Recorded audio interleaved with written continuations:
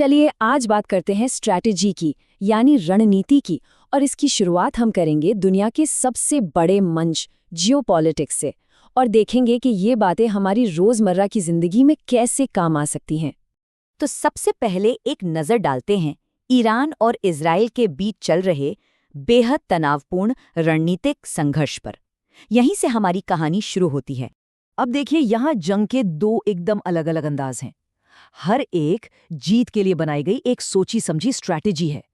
एक तरफ है अमेरिका और इजराइल, जिनकी स्ट्रैटेजी है बिल्कुल T20 क्रिकेट की तरह, तेज हाईटेक हमले ताकि सामने वाला संभल ही ना पाए और जल्दी से सरेंडर कर दे। और वहीं दूसरी तरफ है ईरान, जो खेल रहा है एक लंबा टेस्ट मैच।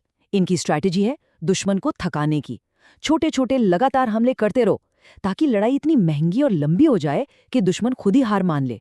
इजराइल की जो ये T20 वाली स्ट्रैटेजी है ना, वो उनकी जबरदस्त टेक्नोलॉजी पर टिकी है। उनके पास एक तरह का multi layered air defence system है, जो एक अभेद्य छाते की तरह देश को बचाता है। और अटैकिंग पावर वो इतनी सटीक है कि वो किसी एक बिल्डिंग के एक खास कमरे तक को निशाना बना सकते हैं। लेकिन इतनी हाईटेक पावर और अपने लीडर को खोने के बाद भी ईरान की लंबे युद्ध वाली स्ट्रैटेजी काफी मजबूत साबित हुई है। देखिए, अमेरिकी खुफिया रिपोर्ट खुद ये मानती है कि खामनेई की मौत के बाद ईरान बिखरा नहीं, बल्कि शायद और भी ज्यादा एकजुट हो गया। और यही लचीलापन, यही रिजिलियंस उनकी स्ट्रैटेजी का असली कोर है। अब सबसे दिलचस्प बात वो ये है कि देशों की यही रणनीतियां हमारे पर्सनल लेवल पर भी काम आ सकती हैं, एक तरह का मॉडल बन सकती हैं। तो चलिए अब देशों की इस जंग से हटकर अपने दिमाग के अंदर के युद्ध क्षेत्र पर चलते हैं।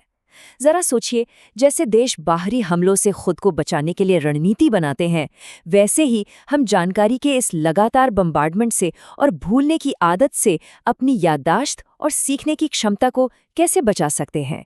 ठीक जैसे देश अपने आप को मजबूत करने के लिए हथियारों का जखीरा तैयार करते हैं, वैसे ही अपने दिमाग को तेज करने के लिए भी कुछ रणनीतिक टूल्स हैं। चलिए उन पर एक नजर डालते हैं। तो हमारा पहला टूल है फाइनमैन टेक्निक। इसे एक नोबेल पुरस्कार विजेता फिजिसिस्ट ने बनाया था, और इसकी सबसे खास बात यह है कि ये सच्ची समझ पर फोकस करती है। मतलब सिर्फ रटना नहीं, बल्कि किसी भी टॉपिक की गहराई में उतरकर उसे सच में अपना बना लेना।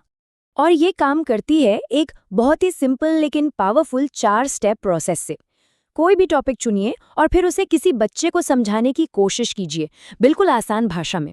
जब आप ऐसा करेंगे ना, तो आपका दिमाग खुद ब खुद उन जगहों को पकड़ लेगा जहां आपकी समझ कमजोर है, और बस फिर उन कमियों को दूर करने का मौका मिल जाता है। ये इसका एक बेहतरीन उदाहरण है। देखिए कैसे एक आम सी चीज दाल को उसके वैज्ञानिक नाम विग्ना मुंगो से जोड़ा गया है। इससे क्या होता है? इससे विज्ञान रटने का सब्जेक्ट नहीं रहता, बल्कि समझने की चीज बन जाता है। और यही बात प्रोफेसर मार्टी लॉबडेल जैसे शिक्षा विशेषज्ञ भी कहते हैं। उनका मानना है कि रटने के बजाय कॉन्सेप्ट्स को समझना चाहिए। फैक्ट्स तो भूल सकते हैं, लेकिन एक बार कोई कॉन्सेप्ट समझ आ गया तो वो जिंदगी भर के लिए याद रह जाता है। चलिए अब प्रोफेसर लॉबडेल की बताई हुई स्टडी स्ट्रैटेजी देखते हैं। इसमें 3 मेन पिलर्स हैं। पहला, थोड़ी देर पढ़ाई, फिर छोटा सा ब्रेक। दूसरा, पढ़ने के लिए एक फिक्स्ड जगह। और तीसरा, पूरी नींद। ये तीनों चीजें मिलकर सीखने की क्षमता को कई गुना बढ़ा सकती हैं। इसी तरह नोट्स बनाने का भी एक स्ट्रैटेजिक तरीका होता है। अगर सही तरीके से नोट्स बनाए जाएं, तो ये एक बोरिंग काम से रिवीजन का एक पावरफुल टूल बन जाता है। यहाँ लक्ष्य सिर्फ कॉपी करना नहीं है, बल्कि जानकारी को ऐसे अरेंज करना है कि दिमाग उसे आसानी से याद रख सके। और हाँ, हर चीज के नोट्स बनाने की जरूरत बिल्कुल नहीं है। तो इन सब रणनीतियों से लैस एक दिमाग नई जानकारी के इस सैलाब को आखिर प्रोसेस कैसे करता है? चलिए एक छोटा सा सिमुलेशन करके देखते हैं।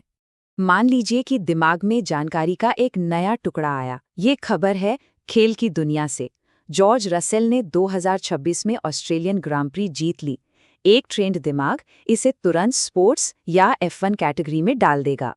फिर एक और खबर आई, इस बार बिल्कुल अलग फील्ड से, देश के इंफ्रास्ट्रक्चर से जुड़ी हुई। ये चली गई इंडिया डेवलपमेंट और अर्बन प्लानिंग जैसी कैटेगरीज में। और फिर आई एक और खबर जो डोमेस्टिक पॉलिसी और टेक्नोलॉजी पर फोकस्ड है।